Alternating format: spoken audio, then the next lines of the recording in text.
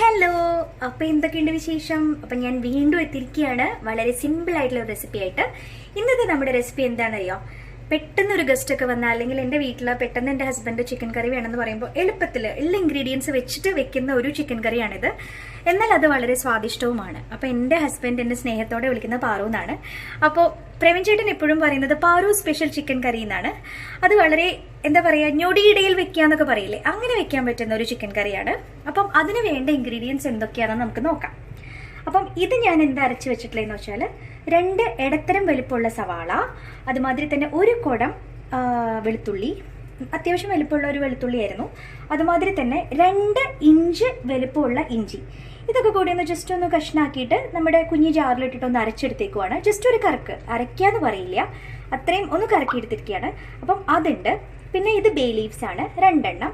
പിന്നെ ഇത് നിങ്ങൾക്ക് അറിഞ്ഞൂടെ, ഈ ജാതി പത്രി എന്ന് പറഞ്ഞിട്ട് ഇതെൻ്റെ വീട്ടിൽ നിന്ന് ഞാൻ ഇങ്ങോട്ട് കൊണ്ടുവന്നിട്ടുള്ളതാണ് കേട്ടോ. എൻ്റെ സ്വന്തം വീട്ടിൽ ഉണ്ടാക്കിയെടുത്തിട്ടുള്ളതാണ്. അപ്പോൾ എൻ്റെ അമ്മ ഉണക്കി കഷ്ടപ്പെട്ട് പ്രോസസ്സിംഗ് ഒക്കെ ഉണ്ടായിരുന്നു. അപ്പം ഇതെൻ്റെ വീട്ടിലത്തെ ജാതി പത്രിയാണ്. അപ്പം ജാതി പത്രി ഒരു 2-3 കഷ്ണം. പിന്നെ ഇതെന്താ ക്ലോവ്സ് ആണ്. ഗ്രാമ്പു ഞാനൊരു 5 എണ്ണം എടുത്തിട്ടുണ്ട്. പിന്നെ ഒരു 3 ഏലക്കായ. പിന്നെ ഇതിന് വേണ്ടത് ഈ മസാലകൾ. ഇത് ഞാൻ എന്താ ചെയ്തിട്ടില്ലെന്ന് വെച്ചാൽ അത് വറുത്ത് വെച്ചേക്കാണ്. വറുക്കുക എന്ന് പറയില്ല, ഡ്രൈ റോസ്റ്റ് ചെയ്യാന്ന് പറയൂലേ. 1 ടീസ്പൂൺ മഞ്ഞൾപ്പൊടി, പിന്നെ 2.5 ടീസ്പൂൺ മുളക് പൊടി, നല്ല എരിവുള്ള മുളക് പൊടിയാണ് എടുത്തിട്ടുള്ളത്, പിരിയൻ മുളകിന്റെ പൊടിയല്ല. പിന്നെ 3 teaspoon meet masala. Okay, 3 teaspoon meet masala, 2.5 teaspoon മുളക് പൊടി, 1 ടീസ്പൂൺ മഞ്ഞൾപ്പൊടി.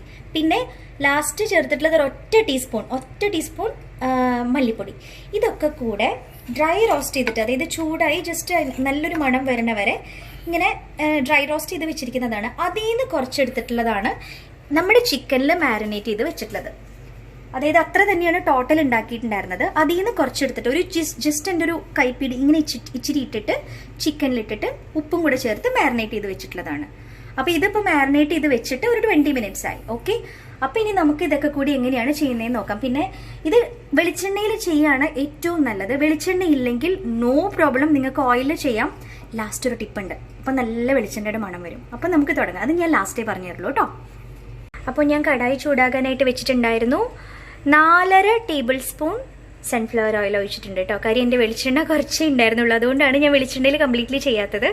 അപ്പം അറിയാലോ, അപ്പം കൊറോണ ഇഷ്യൂസൊക്കെ ഉള്ളതുകൊണ്ട് എപ്പോഴും പുറത്ത് പോയിട്ട് സാധനങ്ങൾ മേടിക്കാൻ പറ്റില്ല. അപ്പോൾ അതുകൊണ്ട് കഴിഞ്ഞു പോയപ്പം എനിക്ക് ചെയ്യാൻ പറ്റിയില്ല. അപ്പോൾ നിങ്ങൾ വെളിച്ചെണ്ണയിൽ ചെയ്യുക, ഇല്ലെങ്കിലും സാരില്ല. ഞാൻ പറഞ്ഞല്ലോ, ലാസ്റ്റ് ഒരു ടിപ്പ് ഞാൻ പറഞ്ഞു തരാം, നല്ല വെളിച്ചെണ്ണയുടെ ഫ്ലേവർ വരാനായിട്ട്.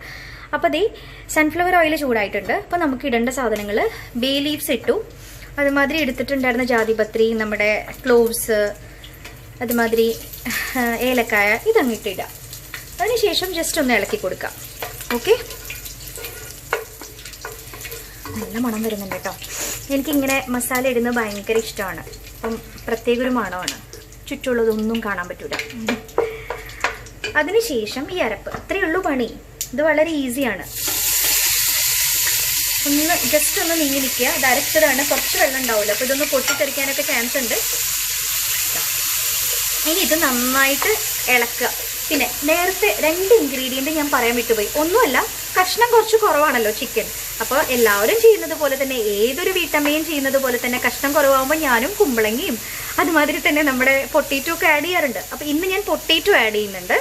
അതൊക്കെ നിങ്ങളുടെ ഇഷ്ടത്തിന് ചേർക്കുക. പൊട്ടേറ്റോ ആഡ് ചെയ്യാണ്ട് വെച്ചാലും ടേസ്റ്റാണ്. ഇപ്പം ഞാനിപ്പോൾ പീസസ് കുറവായതുകൊണ്ട് എനിക്കൊരു 1 ഡേ ചിക്കൻ കറി വേണ്ടതുകൊണ്ടും ഞാൻ കഷ്ണം കൂട്ടാൻ വേണ്ടി പൊട്ടേറ്റോ ആഡ് ചെയ്യുന്നുണ്ട്. അപ്പോൾ നിങ്ങൾ ഇഷ്ടത്തിന് ചേർത്തുകൊള്ളാം. അപ്പോൾ ഈ ഒരു സമയത്ത് നന്നായിട്ട് വഴറ്റാനായിട്ട് ഉപ്പിടാം. ചിക്കൻ മാരിനേറ്റ് ചെയ്തപ്പോൾ ഇച്ചിരി ഉപ്പ് ഇട്ടിട്ടുണ്ട്. ഇത്രയേ ഉള്ളൂ പണി. ഇനി ഇത് വഴറ്റുന്നത് വരെ വെയിറ്റ് ചെയ്യാം. അതിന് ശേഷം ഞാൻ കാണിച്ചു തരാം. അപ്പോൾ നമ്മുടെ മസാലയൊക്കെ കണ്ടോ, നന്നായിട്ട് വഴറ്റി നല്ല മണം വരുന്നുണ്ട്. പച്ചമണമൊക്കെ മാറി. ഉള്ളി അരച്ചതല്ലേ, അപ്പം ഉള്ളി അരയ്ക്കുമ്പം ഇങ്ങനെ ചെയ്യുമ്പോൾ ശ്രദ്ധിക്കുക, നന്നായിട്ട് വഴറ്റിയില്ലെങ്കിൽ ഒരു പച്ച വാസന വരും. അപ്പോൾ അതുകൊണ്ട് നന്നായിട്ട് വഴറ്റണം. ഇപ്പം അങ്ങനെ എണ്ണ തെളിഞ്ഞ് വന്നിട്ടുണ്ട്. ഓക്കെ, ഈ ഒരു സ്റ്റേജിൽ ഈ വറുത്ത് വെച്ചിരിക്കുന്ന എല്ലാ മസാലകളും കൊണ്ട് ഇടുക. എളുപ്പമല്ലേ? ഇതിനകത്ത് ഗരം മസാലയും ഒന്നുമില്ല. അപ്പം നിങ്ങൾക്ക് വളരെ ഈസി ആയിട്ട് പെട്ടെന്നൊരു ഗസ്റ്റ് വന്നാൽ ഒരു 20 മിനിറ്റ്സ് 25 മിനിറ്റ്സിൽ ഉണ്ടാക്കിയെടുക്കാൻ പറ്റുന്ന ചിക്കനാണ്.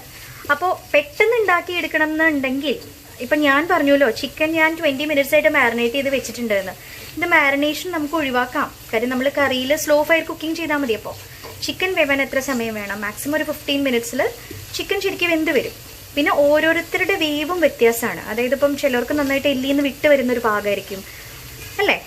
അതുകൊണ്ടൊക്കെയാണ് പ്രിപ്പറേഷൻ ടൈം വ്യത്യാസം വരുന്നത്. അതൊക്കെ നിങ്ങൾക്ക് ഇഷ്ടമുള്ള രീതിയിൽ മാറ്റിക്കൊള്ളുക. ഇതെൻ്റെ ബേസിക് റെസിപ്പി, എൻ്റെ വീട്ടിൽ വെക്കുന്ന റെസിപ്പി.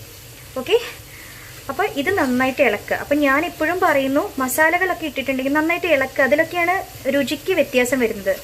നമ്മൾ പെട്ടെന്ന് അങ്ങോട്ട് എന്താ പറയുക, മസാലയൊക്കെ ഇട്ടിട്ട് എളുപ്പത്തിൽ അങ്ങോട്ട് ചിക്കൻ ഇട്ടിട്ട് ചെയ്യുമ്പോഴത്തേക്കും ടേസ്റ്റ് അത്രയും കിട്ടത്തില്ല. അപ്പോൾ ഇതെല്ലാം നന്നായിട്ട് വഴറ്റുക. അപ്പോഴൊക്കെയാണ് ചിലർ പറയില്ലേ, ചിലവർ വെക്കുമ്പോൾ ഒരു കൈപ്പുണ്ണി എന്നൊക്കെ പറയുന്നത് ഇങ്ങനെയാണ്, വഴറ്റുന്നതാണ്, നമ്മുടെ മസാലകളൊക്കെ പിടിക്കുന്നതിലാണ്. അപ്പം അതൊക്കെ ചെയ്തുകൊള്ളുക. അപ്പം ഇത് നന്നായിട്ട് വഴറ്റിയിട്ടുണ്ട്. ഈ ഒരു സമയത്ത് എല്ലാവരും ചെയ്യുന്ന പോലെ തന്നെ ചൂടുവെള്ളം ഞാൻ വെള്ളം ചൂടാക്കാനായിട്ട് വെച്ചിട്ടുണ്ടായിരുന്നു. ഇച്ചിരി ഒഴിക്കുക. ഇതിപ്പോൾ ഇച്ചിരിയാണ് ഞാൻ ഒഴിക്കുന്നുള്ളൂ. ഇതിപ്പോൾ ഒന്ന് ഇളക്കുക. ഈ മസാലകളൊക്കെ ഒന്ന് ഇങ്ങനെ വഴണ്ട് വരാനാണ്, മിക്സ് ആകാനാണ്. ഇത് നിങ്ങൾക്ക് ആവശ്യമുള്ള ഗ്രേവി എത്രയാണ് വേണ്ടേ അതിനനുസരിച്ച് വെള്ളം ചേർത്തുകൊള്ളുക.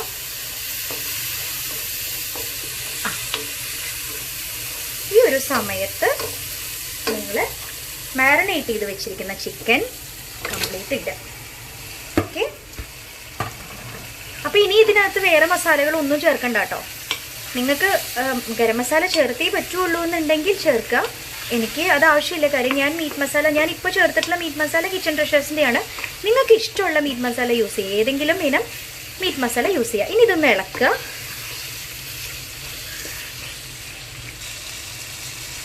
അപ്പോൾ ഞാൻ ചിക്കൻ ഇട്ടതിന് ശേഷം ഇങ്ങനെ ഇളക്കിക്കൊണ്ടിരിക്കുകയാണ്. ജസ്റ്റ് 2 മിനിറ്റ് കേട്ടോ. അപ്പോൾ ഓൾറെഡി എന്താ പറയുക, 2 മിനിറ്റ് ആയിട്ടുള്ളൂ ഞാൻ ഇളക്കി തുടങ്ങിയിട്ട്. ഇനി എത്ര ഗ്രേവിയാണ് വേണ്ടേ അത് ഒഴിക്കുക. ഓക്കെ, ഇനി ചിക്കനിൽ നിന്ന് എന്തായാലും വെള്ളം ഇറങ്ങി വരും. എന്നാലും നമ്മളൊരു കറിയല്ലേ, പിന്നെ ഈ ഗ്രേവിക്ക് ഇച്ചിരി കൊഴുപ്പ് കാണും. കാര്യം നമ്മൾ ഉള്ളി അരച്ചിട്ടുള്ള ഗ്രേവിയാണ്. അപ്പോൾ എന്താണെങ്കിലും ഗ്രേവിക്ക് കൊഴുപ്പുണ്ടാവും, നിങ്ങളത് പേടിക്കണ്ട. ഈ ഒരു സമയത്ത് ഒന്ന് ഉപ്പ് നോക്കുക. ഉപ്പ് ഒരു ഇച്ചിരിയും കൂടെ ആവശ്യമുണ്ട്. ഇനി വെന്ത് വരുമ്പോൾ നമുക്ക് നോക്കാം. നല്ല മണമുണ്ട് കേട്ടോ. അപ്പോൾ ഞാനൊരു ഇച്ചിരിയും കൂടെ വെള്ളം ഒഴിക്കുകയാണേ. ഇനി ഇതൊന്ന് തിളക്കട്ടെ. ഞാൻ ഒരിക്കലും ഇതേ സ്റ്റേജിൽ തന്നെ പൊട്ടേറ്റോ ഇടാറില്ല. ഇതൊന്ന് ജസ്റ്റ് തിളച്ച് ഒരു 5 മിനിറ്റ് ശേഷം മാത്രമേ ഞാൻ പൊട്ടേറ്റോ ഇടാറുള്ളൂ. അപ്പം ഞാനിത് മൂടി വെച്ച് വേവിക്കുകയാണേ. അപ്പോൾ നമുക്ക് നമ്മുടെ ലിഡ് വെക്കാം.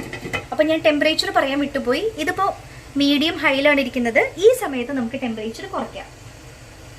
മസാലയൊക്കെ നേരത്തെ വറുത്ത് വെച്ചതല്ലേ, അപ്പോൾ അതുകൊണ്ട് ഞാൻ ടെമ്പറേച്ചർ ഒരു മീഡിയം ഹൈയിൽ ഇട്ടിട്ട് തന്നെയാണ് ചെയ്തിട്ടുള്ളത്. അപ്പം ഈ സമയത്ത് മീഡിയത്തിലാക്കി അടച്ചു വയ്ക്കാം. അപ്പോൾ നമുക്ക് വെയിറ്റ് ചെയ്യാം കേട്ടോ.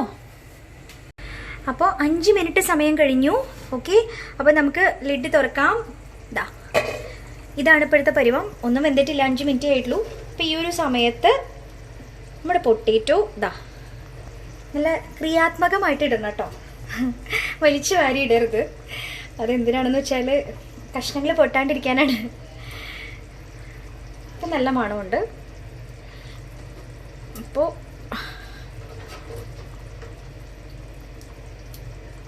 പൊട്ടേറ്റോ പീസസ് നമുക്ക് ഇങ്ങനെ ഇടാം. ഓക്കെ, ഇനി നല്ല തിക്കായിട്ട് ഗ്രേവി വരികയാണെന്ന് വെച്ച് കഴിഞ്ഞാൽ ഇതിനി വേവട്ടെ.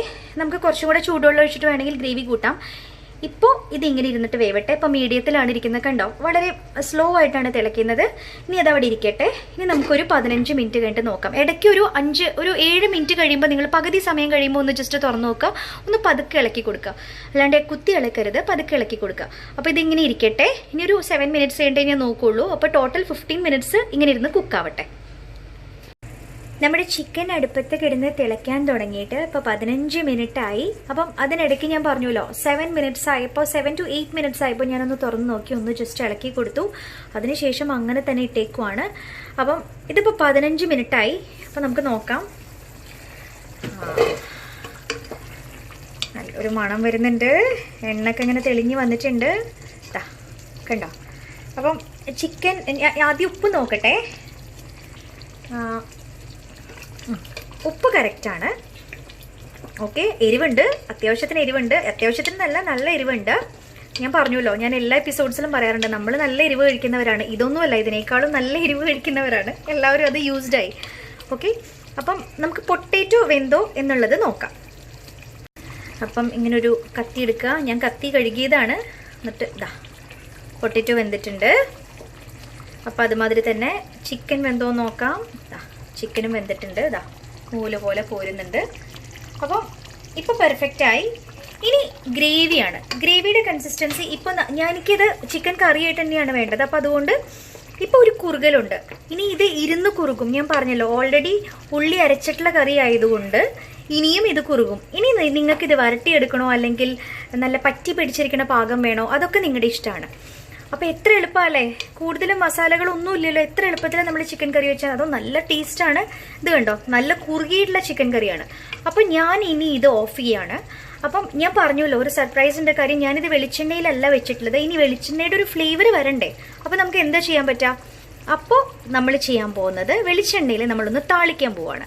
അപ്പോൾ നിങ്ങളിത് ഓൾറെഡി വെളിച്ചെണ്ണയിലാണ് വെക്കുന്നതെങ്കിൽ ഈ സ്റ്റെപ്പ് ഒഴിവാക്കുക. അതല്ലാത്തവർ ഇങ്ങനെ ചെയ്യാം. അപ്പോൾ ഞാൻ താളിക്കുന്നത് എങ്ങനെയാണെന്നുള്ളത് കാണിച്ചു തരാം.